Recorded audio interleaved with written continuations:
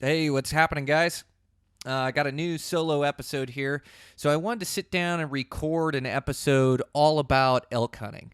And I'm getting pretty late in the season. I wanted to get it out a touch earlier, but it's September 20th now. And I just find that when I start hunting elk, like I'm thinking about elk hunting and elk theories, and I'm just in the zone of elk hunting, and so I can express it better to you guys. And so I thought I'd sit down. We got rained out this morning here. It was all fogged in up high on the mountains, and I'm actually just exhausted here. We got back last night, in the middle of the night after chasing this great 6-point bull.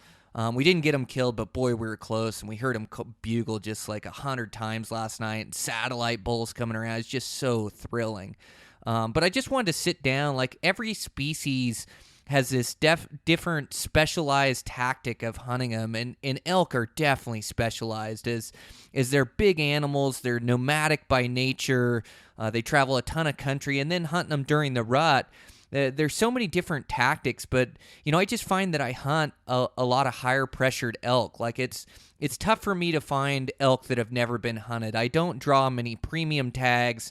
I hunt a lot of general units, and so I have this specialized way that I've learned how to hunt them over the last 20 years, and I just wanted to share some of my insights on it to you guys, and thoughts and theories on it and things. So that bull last night, man, were we close on that thing. And so we're hunting them right now in this early season. These elk tend to be high, and they're 8 to 10,000 feet right now, and we haven't really got the weather yet to push them down, or the feed hasn't burned off to push them down, and so we're hunting them way up high. The rut seems a little bit late this year, but it's starting to kick into full effect, and so we found that bull. We've been running on just a few hours of sleep each and every night. I need to camp up there on the mountain closer to where we're hunting them, but we've been running back and forth to the house, so that means leaving at about 3:34 in the morning, and then hunting them late. And we got home last night, I don't know, maybe 12 o'clock, something like that. So just running on a few hours of sleep, and the mountain was all fogged in this morning, and so we called it. We're going to go back in and look for that bull this evening, but we went in the morning and went in there and got to a good vantage point. And you locate these elk. I locate them by bugles a lot, and then I also locate them by my glass. And I just find that bugles is a great way to locate bulls, and especially in thicker cover. But you can only hear them so far away, and you got to kind of travel country. You got to get one to bugle or to answer back. And so I love getting to these master vantage points and looking around. That's what we did yesterday morning. Got to this really good master vantage point and glassed over, and we spotted this big herd of elk. There had to be 30-40 cows in it, and then one just giant bull with a bunch of satellites around, and just a big 6-point long main beams, good tines, good mass. And so we decided we were going to hunt this bull. We watched him from the vantage point in the morning, and we watched him. They kind of went into the cover, and then what these elk do is they travel to their bedding grounds, and then they start mingling around their bedding grounds and start feeding around those, and that bull will kind of rut a little bit, and they were out and about till maybe 9:30 or 10 before they finally bedded down. But there was just so many cows, and they were spread out all over the mountain. And we would have the thermals coming up, around 9:30 or 10, but there was just no approach. A lot of times I like to kind of coyote these herds and coyote the elk when I find them. And what I mean by that is just kind of move with them and then try to get them into their beds, move in close. And then when that bull's up checking his cows, that's where I'll capitalize and get a shot. And so a lot of times I like to do that. But yesterday there was just no chance at it, as there was just too many elk around, spread out all over the mountain. It was going to be really tough to get in on them. And so we opted to wait till evening. And then in the evening, once the shade starts to hit those hillsides, those thermals start to fall. And then you've got a downhill thermal. You can work down below them, getting close. And in my standard operation, like I don't call much at these things anymore, guys. You can call in a lot of satellite bulls, and you can call in herd bulls too. And I called elk for years and loved it. I love the interaction in it. And I need to incorporate it more, just working ridge lines and bugling middle of the day and trying to get an answer, find a bull I can work. But I've really found, like, on these big herd bulls that, the timing has to be absolutely perfect to call them in. And so, I've just kind of found that spot and stalking these things is more effective for me. Like, I try to move in front of the herd. I can kind of cut them off, or I can move in close and let that bull go around. And it's still just as exciting and thrilling as you get to hear them rutting and hear them bugling. But, I've also believed that these bigger bulls that get 5, 6, 7 years old, like they've been called to, they know better, they don't come into calls as well. And so, in these areas that I hunt where they get pressured, I've just found that trying to focus on these herd bulls, these bigger bulls that are running these cows, that I have a better chance at killing them, to try to move in on them and stalk them or cut them off. And I've been extremely successful killing 6 points every year for the last 10 years or so doing it, or maybe even longer than that with my bow. And so, I've just found these tactics seem to work really well for me. And my buddies do the same thing. In fact, I'm starting to get text in. My cameraman, you guys probably heard that podcast I did with Logan Summers. He killed a really good bull the other day, sent me a picture of just this really nice 6 point, died in the river, just this beautiful picture of it. And so, that was really cool. My buddy Ryan just killed a really nice bull. He said I could repost it. He doesn't have any social media. He's been on the podcast too. Just a great elk hunter. I talked to him this morning for about an hour just on different theories of these elk and where they're hanging and how to get on them. But he killed just a great bull. And same thing, he killed his by, cutting those elk off. He spotted this bull up with these cows up in the rocks, and there wasn't a very good approach. And eventually these elk worked down, and this bull actually separated from the cows. And so, he was just thinking quick on his feet, and he got in between the cows and the bull and was waiting for that bull to come back up. And while he did so, the wind got bad on the cows, and so the cows spooked off, which just enraged that bull, that his cows would take off. And so he came back up, and Ryan was right in the right spot and put a good arrow in him, and just a giant tall 6 point, and killed in the mountain. So good for him. So my buddies have kind of incorporated these same tactics into their hunting as well, and find that they're extremely successful on these herd bulls by doing it. Now, that's not to say that you shouldn't have calls in your toolbox, shouldn't have cow calls or bugles, and I've called a lot of bulls in over the years. I just found that I called a lot of satellite bulls in. I called a lot of it was just really tough to call that herd bull away from his cows, or call that herd bull in as he just knew better, or he's preoccupied with his cows. And in some of these spots, like I've told you guys that I've been hunting elk in the breaks. I finally got out of there this season, and I mix and match the mountains, man.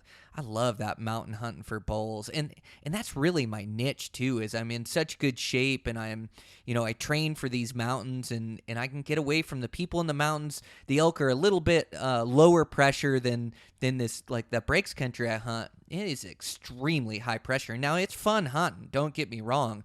I can see a 6 point every morning and night over there, and I know I can go over for a weekend and find a 6 point bull. But it is exclusively spot and stalking. Like, nobody is calling elk over there, just because they are so high pressured. They give the tag I was getting there for a while, they're giving out 1,800 tags. So there's 1,800 bow hunters in this unit hunting these elk. And so every elk you run into is probably been chased a time or two by hunters. And it's all this just broken open country. It's fairly open. Now, I like hunting elk in open country. I feel like if I can see them, I can shoot them. But they are extremely high pressured in there, and it's part of the reason why I'm getting out of there.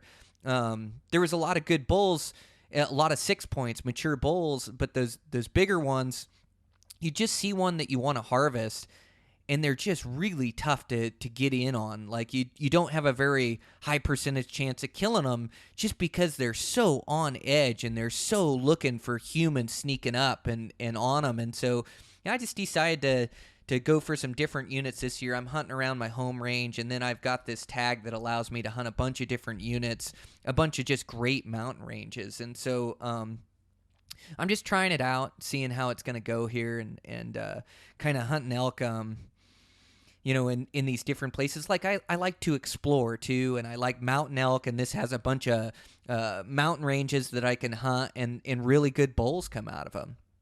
In fact, I went the second weekend on kind of a scouting trip, and just to look at some elk, and man, I found a giant over in one of these units. He had 3 eye guards on one side and a split 4, and just heavy and dark horn. What a bull.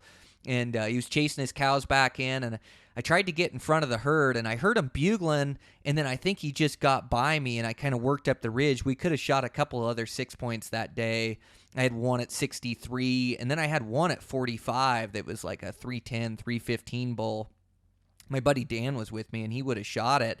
I just couldn't tell him if it was a 5 or a 6 point. I just saw him in the brush about 45 yards, and he was already on to us and knew we were there kind of staring in our direction, and could have shot him in the vitals. I just couldn't tell what kind of bull he was, and of course then he spooked off, and he was that 310, 315 we had seen in the morning or whatever. But God, that elk hunt is just so fun. I'm just so hooked on it.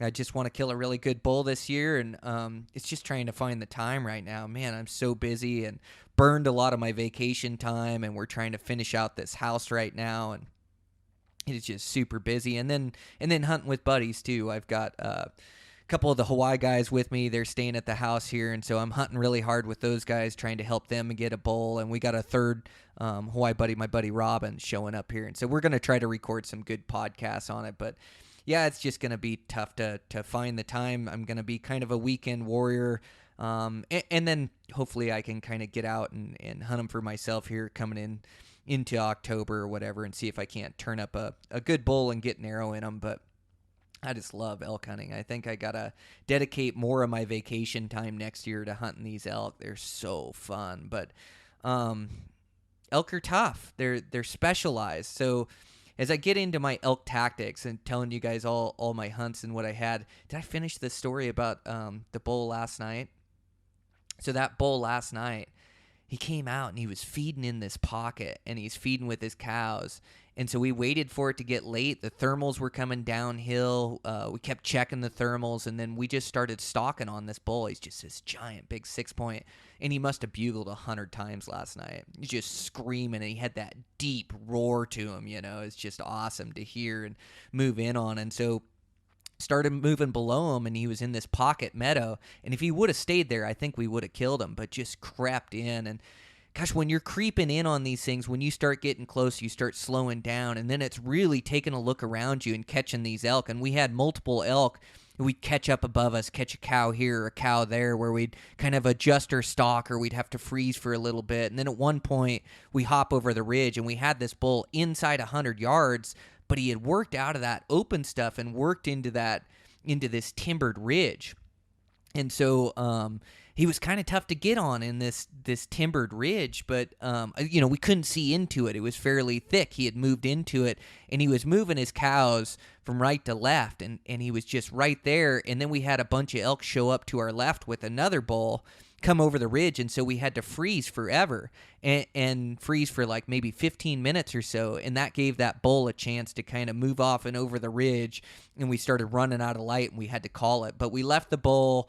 We never spooked any. None ever saw us. None ever caught our wind, and there's a bunch of elk in there. And so this morning it was fogged in. We couldn't see anything, which, you can definitely hunt bulls in the fog, where you can creep in and get a little closer and play their bugles. But we opted to go in tonight. I do like hunting them at night with those downhill thermals. Like, so much of the challenge of hunting elk is the wind. Challenge of hunting any animal, really. So I'm just really trying to, I tell you guys about this higher understanding of the winds, the thermals and the directionals and how it's pulling. And then at every elevation on the mountain, the wind's doing something different, it seems, but it's just trying to understand it better, how the wind's pulling through these canyons, how the wind's hitting the faces and where it's going from there. When the thermals change, when the sun comes up in the morning and they start swapping around, like, you have really good winds early in the morning for about the first hour as everything's shaded, the wind's coming downhill, like you got a good thermal. And then as the sun starts to hit the valley floor and warm it up, You start to get these warm thermal airs that start to rise up these canyons and rise up these walls. And so then you have an uphill thermal as long as it stays sunny throughout the day. If you get any storms that come in, it'll cloud it over, cool the air, and it'll drop. But those mountain winds are just so tough. And then I really like the evening. I like, that usually the directionals have come up a little bit in the afternoon, evening, and so you've got good directionals. And then in the evening, as the shade starts hitting these canyons, that air starts to cool and starts to fall down, and you got this steady downhill thermal for the last hour or two at night, depending on how the sun hits the mountain and how it's positioned in that. But just really trying to play these winds is just everything with these elk. And whether you're calling or whether you're stalking or moving on the herd, like all of these tactics, I talk about how, I believe spot and stalking is, bigger bulls, but people call in big bulls every year. Like it's just, it's whatever suits you too. And you should have all these tools in your toolbox, but all of these things, they all relate to hunting elk. Like even my spot and stalk tactics for calling bulls is great tactics. As you don't want to just call to these elk and chase them and think you're going to call in this bull. Like the way to call them is to locate them first, and then to move in and try to creep in inside 200 yards or inside 100 yards, and then give a bugler a cow call where that bull will come check you out. And so all of these tactics apply for whether you're calling or whether you're spot and stalking.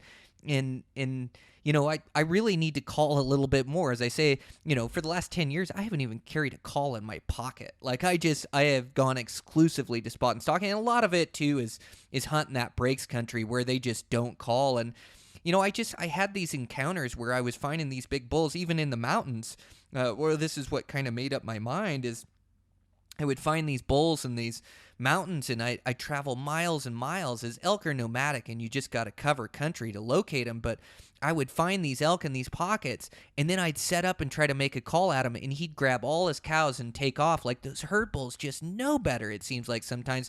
But you catch that herd bull in the right mood, you get in close, you make the right sounds, whether it's cows or a bull, and you kind of figure out like what he's reacting to, what's making him hot, what's firing him up. Is it a bugle? Will he answer you back? Is he, and then as he starts to answer you back and you build this, kind of back and forth with him, then to cut him off and really torque him off. Or like usually if you can get within a couple hundred yards and make that call, it's either going to happen or it's not. He's either going to come rushing in, or he's going to gather up his cows and go away. But I mean, it's probably the same odds spotting and stalking or close to. You don't get every one. Just like last night, we didn't kill that bull, but we never let them know we were there.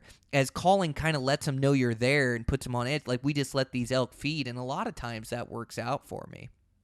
But what I like to do is I like to hunt elk on their feet. I like to hunt them in the morning or in the evening. They just bed in such thick cover that they're not like a mule deer where you can get an exact position on his bed. And the only exception to that is like when I talk about coyoting the herd, is just kind of moving with the herd and keeping eyes on them and hearing them. And then you kind of work out, and like remember me telling you guys that they work to their bed, and then they kind of mingle around their bedroom in there, and they'll kind of feed around. The bull will kind of rut. And that's a really good chance to capitalize on them if you can get a good wind, is to coyote them to their bed where they're not just moving so much. Elk like to move, and so like chasing elk from behind, it's tough to catch them. But if you can just keep with them and then kind of put them in a bed and see them in there, then you can kind of creep in and get in close and wait for that bull to kind of move around. And I hunt elk more aggressively, but I still like to let those elk make the last move, the last mistake. I like to let them get up and check their cows and move into range of me, or get in front of where they'll be feeding out at night and let them kind of feed out to me. And so I still like to let that bull make that last move and be patient in the end. But I do hunt them a little bit more aggressively. So I guess oops, left my phone on. That's typical podcasting here. Let me pause this real quick. All right, sorry about that, guys. Trying to wear multiple hats and field construction calls and the whole deal here this morning, as it is middle of the week, morning time. So yeah, trying to do that and hunt and podcast and everything at the same time. But it's all gonna work out. Man, I just love doing this podcast, and I love sharing the information with you guys. And construction really pays my bills, and then I love to hunt. Just the more time I can get, the better. But on locating elk. So that's the deal, is these animals are so nomadic, and these ranges or any elk country, it seems like, there's good elk features within it, but that doesn't mean the elk are always there. Like, you could find the best elk basin, in the whole mountain range, but those elk will be there at certain times, but they're not there all the time. So if that makes sense, like you find good elk features and good elk habitat, but that doesn't always mean that there's elk in it. You have to time it right. And so what you have to do, these elk, they're nomadic as they move from feeding feature to feeding feature, and then they kind of adjust to their surroundings, and they'll bed in certain places in there. They'll get their water in certain places, and then they just continue to travel as well. So when I'm locating elk is one of the biggest deals when you're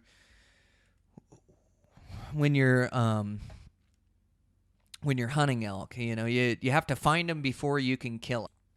So you have to locate them, and because you have these giant mountain ranges, and there's just not elk in every single drainage. It doesn't seem like, it seems like they're in certain spots, and then they kind of move. And these, even these mountain ranges that have really good elk populations, like the ones I'm hunting around home here, it's historic good elk hunting. But you can go a lot of places where elk aren't, and that's always how elk hunting has been for me. And whether that's bow season, which I'm been a bow exclusive for the last 12 years or so, but I really like hunting them during rifle too, with family and friends, and then it taught me a lot about hunting elk and elk habits and behavior, and same thing when you're hunting shed bulls. They're just not in every spot. And so anyways, when I'm trying to locate elk, like, that's one of the biggest parts of elk hunting. And so what I like to do is I like to cover country, and I go, I choose a drainage, and I work up that drainage, and I don't set a big base camp up, like maybe if you're hunting some national forest where you can set up a wall tent down low and then hunt different drainages every day, like that could work. But as far as camping in the backcountry, very rarely can you keep into elk for 7 to 10 days back there. It seems like I would choose these drainages while I'm young and have these big goals and ambitions of getting in there and hunting elk for 7 to 10 days. And what ends up happening is you're into elk for about 3 days, and then they move on to other country. And so, if you are going to go into the backcountry and set up a backcountry camp, I like to be mobile. I think the key with elk is being mobile. And so, I like to go up a different drainage dang near every day. And so I'll just work into these drainages.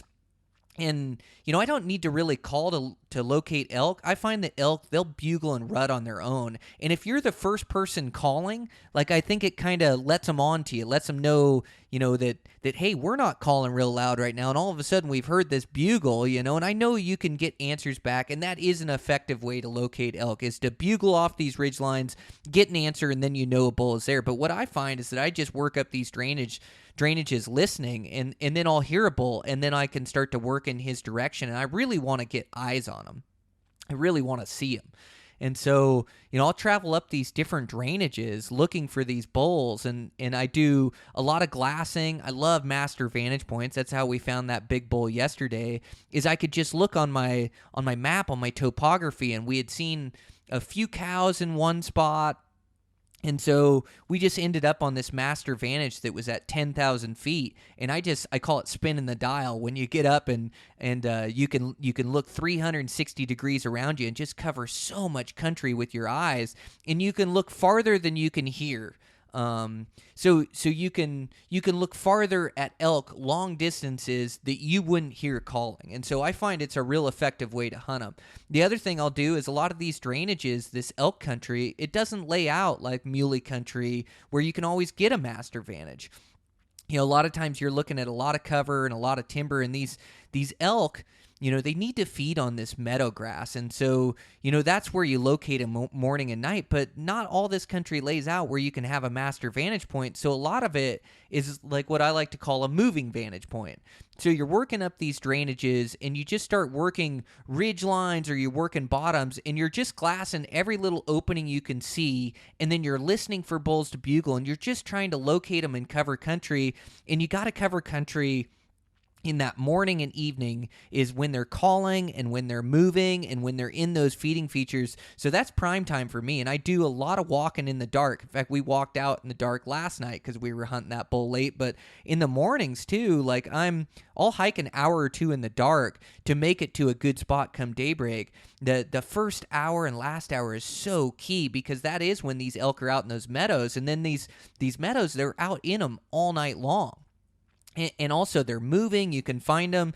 Elk are tough to locate in their beds because they bed in really thick cover. And they will get up throughout the day, but they're just really tough to spot in there and to locate in there. And sometimes you can find a bull bugling in the middle of the day that's fired up. And it's just a matter of covering that country. But most of the time, I want to cover the most country in that morning and in that evening. And so I'll do a lot of hiking in the dark.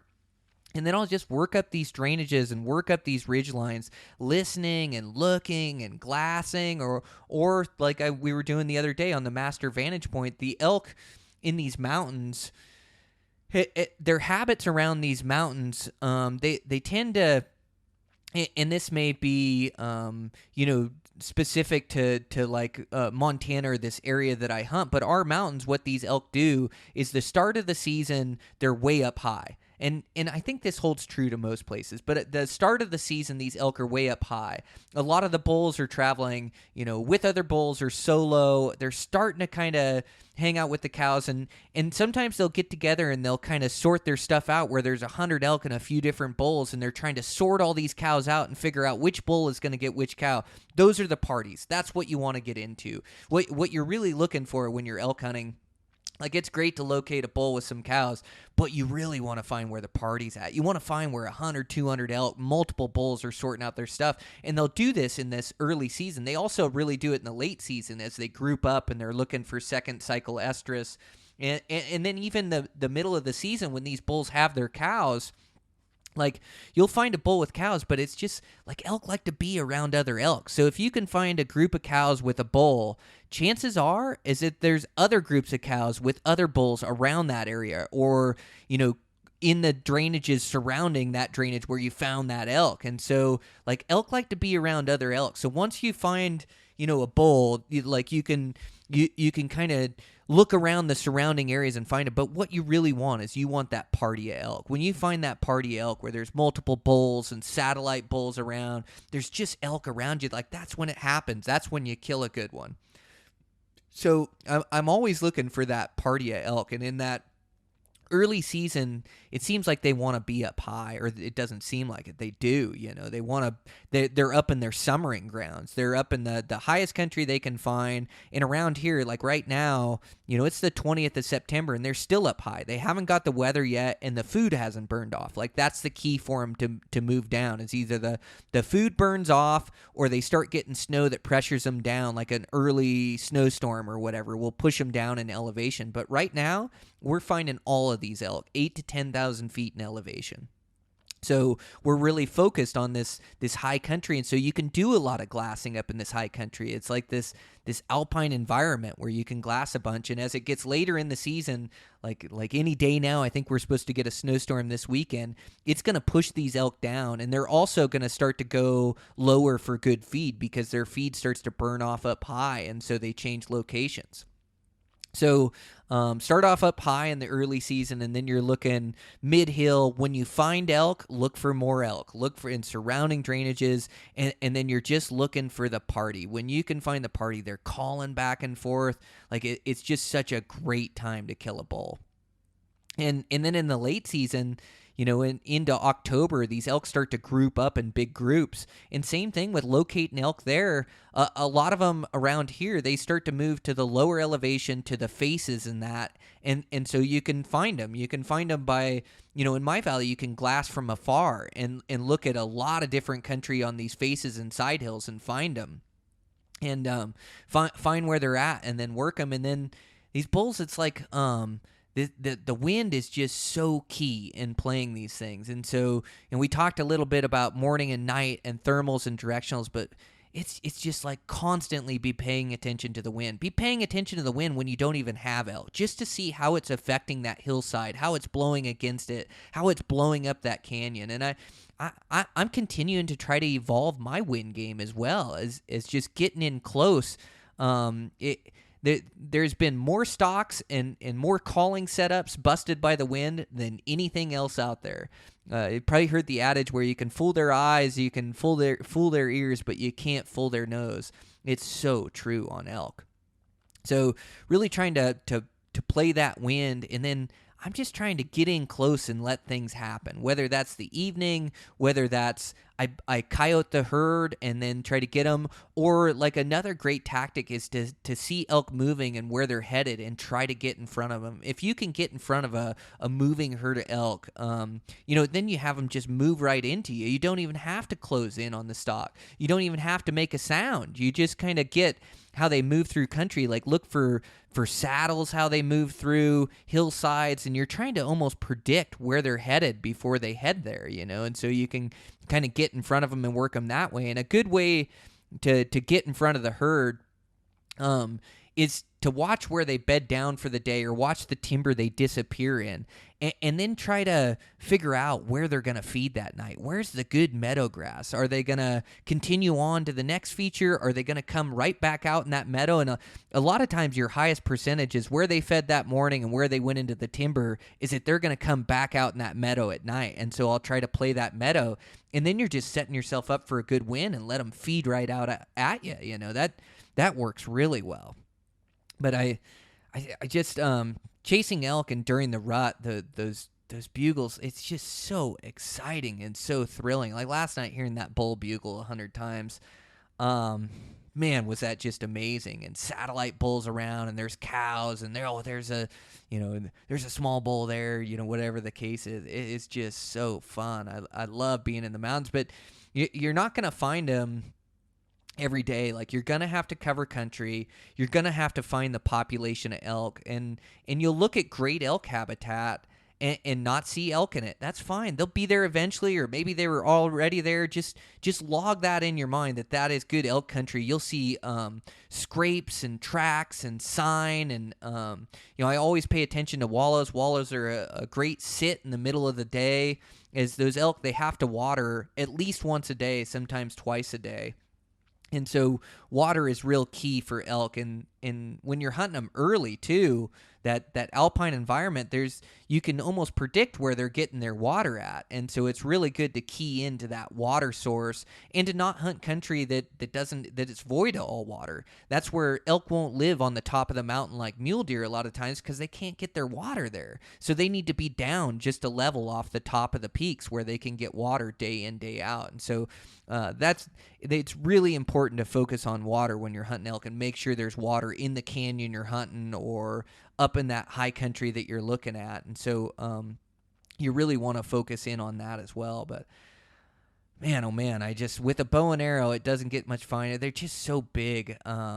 So excited. So I just can't wait to continue to hunt them. I'm going to get these my Hawaii buddies on the podcast too. They're really good hunters, and they're good elk hunters. They've hunted a couple different states and chased these things around. And so we're going to keep theorizing and keep on these things, and hopefully we can go find this big 6-point we were on last night and get on them again here, as we didn't spook them or didn't chase them. And it's just fun. I went on so many of these adventure hunts early, for myself, and shared them with buddies, but sure is nice to share the hunt with friends. And I had a really good hunt with my dad. It wasn't an elk hunt, it was a mule deer hunt, where he drew that Wyoming high country tag, and he's never really hunted the high country with his rifle. And so, man, was it fun teaming up with him and getting back in there. Gosh, my dad's in good shape. I can only hope to be in that good a shape when I'm 59. He's just built for endurance, and he just loves to hunt and loves to get to the backcountry. And we got up there, and man, was it good hunting. I thought I had never hunted the rifle season in Wyoming. I had always hunted bow seasons, and so I know the country really well and where bucks hang out. And I even know where they go to in their secondary living. but I was a little worried about the pressure. Wyoming doesn't have anything for pressure, at least where I was, where we were hunting there. I mean, there were some guys around and things, but it's nothing like general season elk in Montana with a rifle. There's guys on every ridge line. It's like the Orange Army, and so there really wasn't much pressure. We were able to get in there. Dad harvested a nice buck. He actually shot the wrong buck. I he shot a nice buck, and he was really happy with the experience in the hunt. But man, were we sitting on a giant. We had spotted a good buck in the morning that kind of disappeared in a timber patch, and we went looking for him, and we kind of sat on his feeding feature, just hoping to catch him up for the day. And I looked down in the timber after sitting there for about 3 hours, and I spotted a really good buck down in the timber. I'm not sure if it's the same one.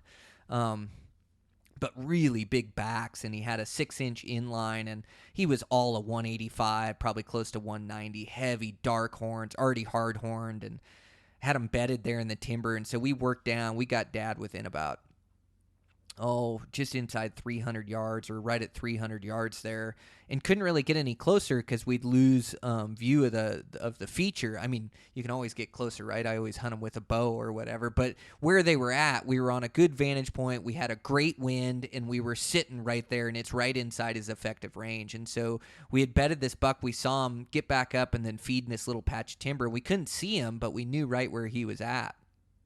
And we were waiting for him to get up, and we waited 2-3 hours. We've been hunting all day, and Dad had his shooting position all set up, just this lay down, perfect rest over the packs, back elbow down, waiting for this buck to come out and show himself. So anyways, we're sitting there, and we're just glassing this hillside and glassing the timber, and Dad all of a sudden says, "There he is, I got him." And he was actually behind his gun, looking around, like messing around with his shooting position, getting comfortable with things. And he goes, "There he is, I got him." And I said, "Dad, where's he at?" I couldn't see him. He wasn't coming out of the timber where I'd seen him. And all of a sudden I hear Dad, he doesn't answer me or tell me where that buck is or anything. He just boom, and he shoots, and I see that buck rolling down the hill. He was, maybe 100, 150 yards away from where we had seen him. I said, "Dad, was that the same buck?" He was quite a ways away. And Dad said, "Oh, yeah, I'm pretty sure it's the same buck." Man, he rolled down that hill. He actually busted one of his horns rolling down that hill. It was so steep in this rock slide.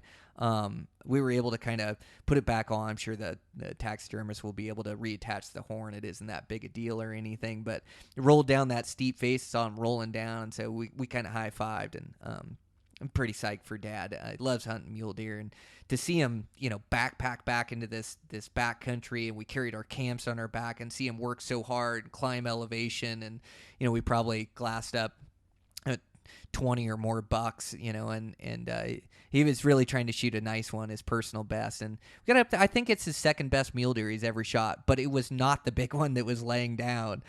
We would have killed that big one too if we would have kept patient and just, bucks had no idea we were there. That bigger one would have got up. And I can see why he made the mistake. I mean, the buck is 28 inches wide, probably like a mid 160s buck, just a really nice buck. But it was not that big buck or whatever. But he was happy. Dad's got he's just got such a great attitude, and it was, he says, "Boy, I probably would have shot this buck anyways even if I did know the big one was in there. This is a nice buck." So he was completely psyched with it. And then I always love, like, then we decided we were going to head out that night. It was afternoon, or it's getting evening, I guess. But so we boned out that buck and loaded him up in the packs, and started to make our way out. I had made a trek on the map how we were going to get out of there, and it got pretty steep and pretty gnarly. There was one point we were on these cliff faces where I had to make my way through, and Dad just didn't feel comfortable. I had to drop my pack and then come back across it, grab his pack and his rifle and take it across, and then it was just so steep, I had to kind of get below him and hold his foothold as he kind of made his way. But I just, I love the adventure of hunting, and so the more adventure I get out of hunting, the more I enjoy it. And I've almost learned over the years, the gnarlier things get, or the tougher the hike is, the tougher the pack out,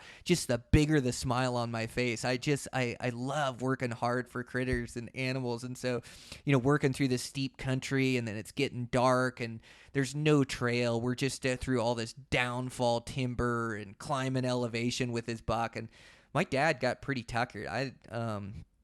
He was pretty worn out. He was definitely getting to the end of his rope. We were having to take breaks here and there, and we could have set up our camp and just camped another night, but we just kept taking it easy, and I kept going at this pace, and we'd take breaks. But I'm telling you, for 59, he is in great shape. We put our own limitations on ourselves, and definitely as we get older, it gets tougher. But it's really nice to see my dad in such good shape and work so hard to get this buck, and then be so proud of it too. And just really fun to share a hunt, just me and him in the backcountry, look over a bunch of bucks, and then have him harvest a really nice one. I was pumped for him. So that was fun. I just been hunting a lot with friends and family. I did my hunts there in the early season, and I'm gonna hunt elk here. I'm gonna be a little bit later when I get to hunt elk. We're gonna try to film it, and granted, if I saw a great big bull and I was by myself, I'd probably run an arrow through him or whatever. And it's just like hunting big bulls means so much to me. And that's how I kind of learned how to hunt. I moved to Montana and we had mule deer around, but the high country mule deer kind of came later to me, like traveling to different states and things. But I have always hunted elk and loved to hunt elk. It is the funnest thing. And so it's going to be really fun hunting with these Hawaii guys and trying to help them out. Robin got a nice bull last year, and Janus was close. He had some close calls on bulls, and I think he even had a miss or two under his belt. But he's all practice up this year. He's been shooting a bunch, and he's really looking for a redemption. It would be Janus's first bull, and so we're really trying to get him into one and get him a shot at a bull. And so we're just gonna keep hunting him hard, and we're gonna go back into that spot tonight. But it's so fun, like friends and family just means so much to me. And I love hunting myself. I almost love hunting it with my buddies as much as anything, with my dad. And my family's coming up, my daughter's hunt's coming up. I can't wait to hunt with her. And I just love these shared experiences and laughing and having fun. And that was the hike last night too. The hike last night got grueling and brutal, and I had a huge smile on my face. And we're hunting deep in grizzly country too. It's just full of grizzlies. There's usually a tack or two every single year in there.